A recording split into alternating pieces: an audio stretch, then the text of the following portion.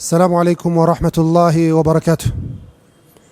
الحمد لله رب العالمين، وأصلي وأسلم على المبعوث رحمة للعالمين وعلى آله وأصحابه أجمعين.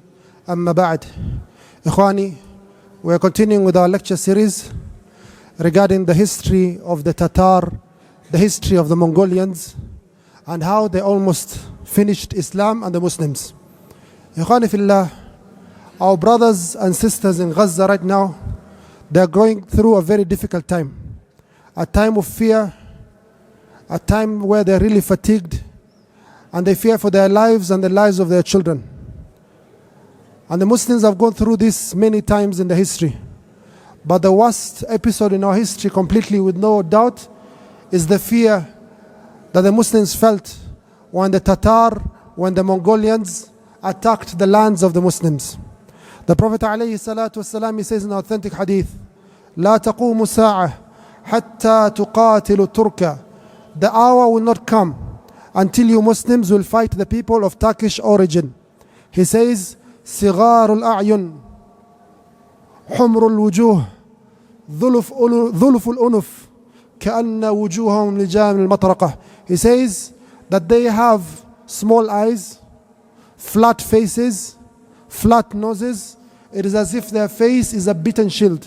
He says عليه الصلاة والسلام لا تقوم الساعة حتى تقاتل قوما نعالهم شعر. The hour will not come until you Muslims, you'll fight people who wear shoes made of wool. Ikhwani fillah, we are mentioning the events of the year 616 of the Hijri calendar. In the previous lecture we said that a man known as Temujin, he was born in Mongolia. This man, he became a great conqueror. He conquered the whole of Mongolia, the whole of Siberia, most of China, Thailand, Cambodia, Vietnam, all this part of the world, and he started being known in history from that date on as Genghis Khan. La'natullahi alayh. By the year 603 of the Hijri calendar, he had conquered all this part of the world. Then the year 616 of the Hijri calendar came. In this year, Ikhwani fillah, the country or the empire that is next to the empire of Genghis Khan is the empire of the Muslims known as the Khwarizmi Empire. This is Kazakhstan, Tajikistan, Kyrgyzstan, all this, Uzbekistan, all these stands, the Khwarizmi Empire. So Genghis Khan, he sends some businessmen, merchants, 400 of them in a caravan. These are events of the year 616 of the Hijri calendar. These 400 merchants, they crossed into the land of the Muslims without permission. Merchants. They passed by a city known as the city of Otrar. The governor or the leader of Otrar is called Inalchuk. Inalchuk, he sees these strangers in his land with a lot of property. So he says that these are spies being sent by the Mongolians. And he's suspicious of them. Or he wishes for their wealth. For whatever reason, Ikhwani fillah, Inalchuk, the governor of Otrar, he goes and he kills these 400 merchants from Mongolia. He kills them and takes all their property. Sometimes one small event that might not be taken to be important triggers major events. If you look at the events, as we mentioned in the previous lecture, one young man from Yugoslavia, 19 years of age, is called Gavrilo Princip. In this month, 110 years ago, 1914 is 110 years from now, in 2024, in June 28th, 1914, he takes a gun and he goes, he shoots and kills the Archduke Ferdinand of the Austria-Hungarian Empire. With that assassination, World War I began. World War I, 30 million people lost their lives. Short while later, about 20 years later, in the year 1939, Germany invades Poland and World War II began. So the events of World War I, World War II, 100 million people lost their lives. It was because of the actions. The trigger was this young man, this Serbian, who's called Gavrilo Princip in 1914. The Mongolians, the same story. This man, the governor of Otrar, with his action of killing 400 Mongolians, it made Genghis Khan very angry, and he wanted revenge on the Muslims. He wanted to teach these Muslims a lesson. So he sent ambassadors to the leader of the Khwarizm Empire, Muhammad Shah. He says, Muhammad Shah, you have killed my people.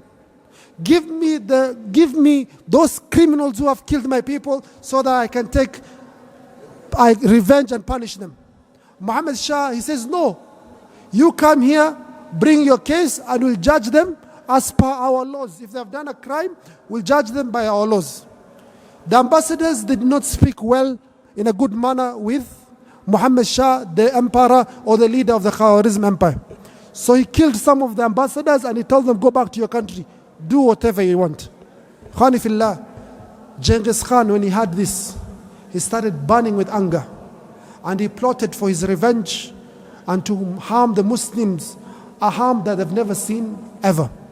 Ibn al-Athir, one of the scholars of history, rahimahullah, Ibn al-Athir, Ali ibn Muhammad al-Jazari al-Mawsili, rahimahullah, who passed away in the year 630 of the Hijri calendar, he says, لقد بقيت عدة سنوات معرضا عن ذكر هذه الحادثة استعظاما لها كارها لذكرها.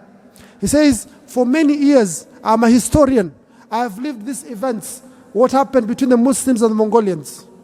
But I hate mentioning what happened during this period.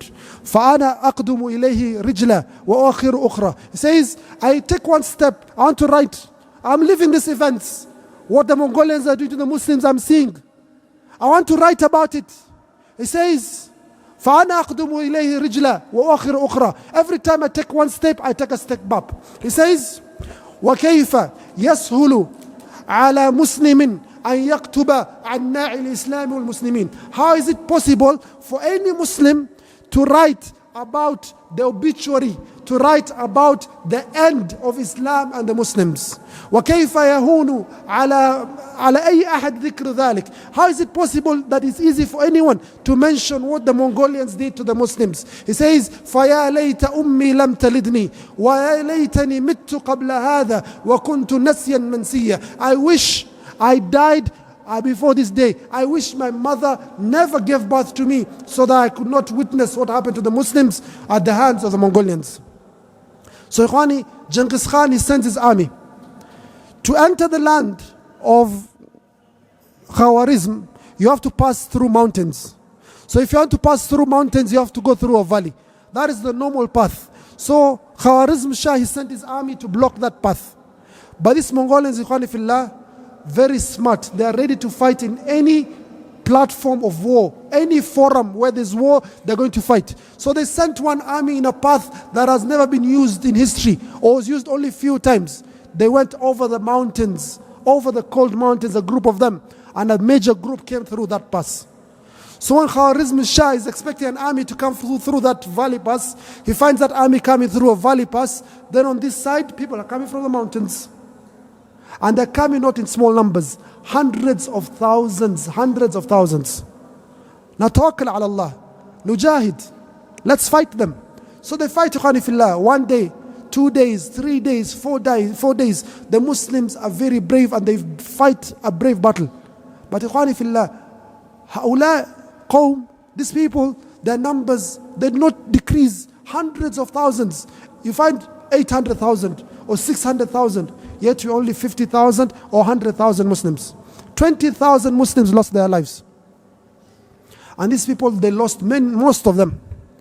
But when Muhammad Khwarizm Shah sees this, he takes his army and he retreats to his capital city that is in Turkmenistan called Orjanda. He cannot fight these numbers. So he says, let me go fortify my cities, I'll fight a city war. Let them come, try barricading, we barricade ourselves in the city, we have enough resources, we have enough supplies, let's fight this war. Maybe they don't understand this type of warfare, because we cannot fight them in the open ground, there's so many. So it retreats. Genghis Khan sends a part of his army to Otrar. Otrar is the city of the governor that killed his merchants. So they besiege the city, Khwani fillah, and they capture it. And they start massacring the Muslims. But their target is that governor who killed the merchants. So they seek him out. The governor hides himself in a citadel, protected by a few bodyguards. He fights bravely, but his numbers are great. He runs away. He breaks his feet when he's running away. They capture him. They torture him severely. Then they tell him, you killed our merchants because you wanted wealth. We shall give you wealth. And they take silver. They melt it. Silver melts at a temperature of about 1000 degrees Celsius, about 964 degrees Celsius. They melt silver and they put it in his eyes and his ears. His face collapses and explodes because of that metal, the hot metal. And the people of Otrar are killed. The leader of the Muslim, where is he? He's run away to the capital city, Urjanda, to protect himself and his family and to think of what to do forward. So he goes, Muhammad Shah, to that city. He's expecting Muslims to help him. But this man, his entire life has been fighting Muslims. He fought the Muslims of India, the Guriyun. He fought the Khalifa in Baghdad. He fought the Salajika. He's fighting everyone. Where does he expect help from? So he retreats. Genghis Khan is not satisfied with killing in Al-Chuk and taking over Otrar. He sends his army across Kazakhstan into Uzbekistan, into the city of the great Imam Muhammad ibn Ismail al-Bukhari rahimahullah, to the city of Bukhara. So they come, they besiege the city of Bukhara, ikhwani fillah. This is the year 616 of the Hijri calendar. They besiege Bukhara. So the Muslims in Bukhara, they have a meeting. What is your opinion? What do you do? Our leader is that far away in Urjanda. We are alone here. The Mongolians, these barbarians, they have encircled our city. What do we do? A group of them says, let us fight jihad fi sabilillah. Let us defend ourselves. Because in Islam, when the enemy attacks you, all the Muslims, it's obligatory on them to defend the land of the Muslims. The men, the women, the children, everyone who's able to carry a weapon must defend the land of the Muslims from the enemies that attack it. Ijma'. There's no khilaf amongst the Muslims on this issue. So they say we have to fight and defend ourselves. The majority, they say no. Let us be wise. Let us make peace with the Tatar. Let us ask them for securities. Perhaps they will accept our agreement. So they open the gates of Bukhara. They do not fight. The Mujahideen, they say, no, this is betrayal. You do not know these people. They go back and they take one of the fortresses of Bukhara and they besiege themselves in it, ready to defend their honor and their lives and their families. So Genghis Khan enters the city of Bukhara and he says, I grant you all peace. None of you shall be harmed. However, I want from you, let us fight this Shirdima, this group that is going against the main group, this Khwarizm. Let us fight them, assist us to fight them. You see these moats, they're called moats in English. When you have a citadel or a fortress, around it you have water. Kindly let us fill these trenches of water with sand or soil so that we can assist each other and we finish this Irhabiyun. So they decide to attack the Muslims together with Genghis Khan, the main group with Genghis Khan. Yes, al-mafsada al-udhma. This is khiyana, this is great betrayal. So they attack and they finish all the Mujahideen, all the Muslims who decided to defend themselves and their honor, they kill all of them. The Muslims with Genghis Khan. But it's a kuffar ikhwani fillah. And the rule that Allah subhanahu wa ta'ala tells us in the Quran, لا يرقبون في مؤمن إلا ولا ذمة. They do not keep their word when it comes to the believer ever, even if they have the same blood as you. A kafir will not keep his word with you. The Prophet Allah subhanahu wa ta'ala says, لا أيمان لهم إنهم لا أحد لهم. They will not keep any word of agreement that you have with them. And this is something you see every day. When you're watching the news, you see the red line is Rafah. The red line is this. The red line is this. Every day they're moving, shifting goalposts. We support a two-state solution. Then when you go to the United Nations, you veto it. You get? They have no standards where they abide by one standard for everyone. They have a standard for themselves. And when it comes to the Muslims, no rules applies. So the Muslims, they kill the Mujahideen. Then they think Genghis Khan will leave them alone. Genghis Khan, he winks or he gives a signal to his soldiers, finish the rest. And Ikhwani Fillah, Ibn Kathir rahimahullah, he says that the great calamity befell the city of Bukhara in the year 616 of the Hijri calendar. We don't know of the numbers of the Muslims who were killed. Tens of thousands of Muslims were killed. Women were raped in front of their fathers, in front of their husbands. And very few of the husbands will try to defend the honor of their families, but they will end up killed. Some women who were pregnant had their stomachs cut and the children, the stomachs killed. Women lost their lives. Men lost their lives. Children lost their lives. Many were tortured to show where the wealth of the people of Bukhara was hidden. And many more were taken as prisoners of war, the women as concubines, the children and the men to be slaves for the Mongolian Empire. And with this, the city of Bukhara, the mosques, the madrasas, the libraries, the great books, the great history of this city that brought the greatest Imam, the Imam Amir al-Mu'mineen fil Hadith, Muhammad ibn Ismail al-Bukhari, who passed away in the year 256 of the Hijr calendar. His city was completely razed. It was completely burnt to the ground and destroyed completely. No one was left. Thereafter, Genghis Khan, he goes to the next city in Uzbekistan, the city of Samarkand. The city of Samarkand. And he goes, Fillah, with the prisoners of war that he has captured from Bukhara. Why does he carry this large number of prisoners of war? Number one, he wants every 10 prisoners to carry the flag of the Mongolians. So when the Muslims see the Mongolians from far, they will think that also these prisoners are part of the army. Number two, he forces these prisoners to fight for him. So they are the front line of the Mongolian army. Number three, he uses these Muslims as human shields.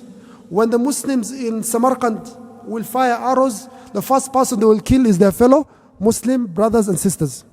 Number four, when they reach the gates of Samarkand, they wish to slaughter and behead many Muslims so that they can cause a lot of fear and panic in the hands of the people of Samarkand. Are you together? So they had a plan. So they come to the city of Samarkand, and Samarkand Fillah has 50,000 soldiers from the soldiers of the Khwarizm Empire.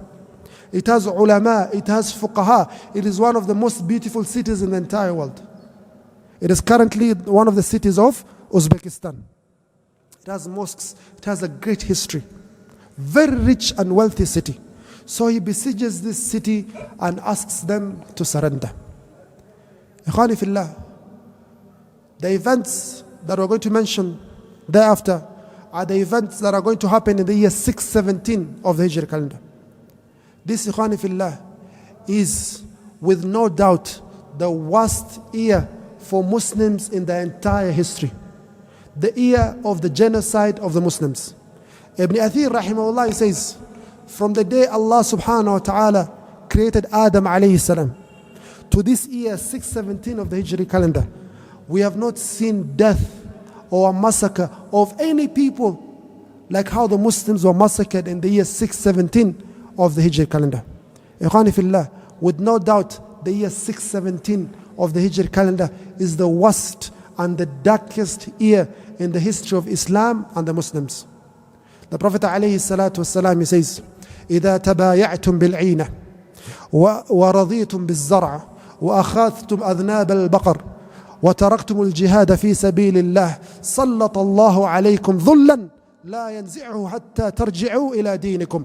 Prophet عليه الصلاة والسلام, he says, O Muslims, if you start engaging in riba in a deceptive manner, calling it Islamic banking when you know it is riba in a way, then you're content with agriculture, you're content with livestock, and you leave the jihad fi sabilillah, سَلَّطَ اللَّهُ عَلَيْكُمْ ذُلًّا. Allah subhanahu wa ta'ala will bring you humiliation. لَا يَنْزِعُهُ. He will not remove this humiliation. حَتَّى تَرْجِعُوا إِلَى دِينِكُمْ. Until you go back to your faith. Ikhwani fillah, what are these events that happened in the darkest year of the history of the Muslims in Islam, the year 617 of the Hijri calendar? This is what we shall look at in our forthcoming lecture tomorrow night. وآخر دعوانا الحمد لله رب العالمين والسلام عليكم ورحمة الله وبركاته.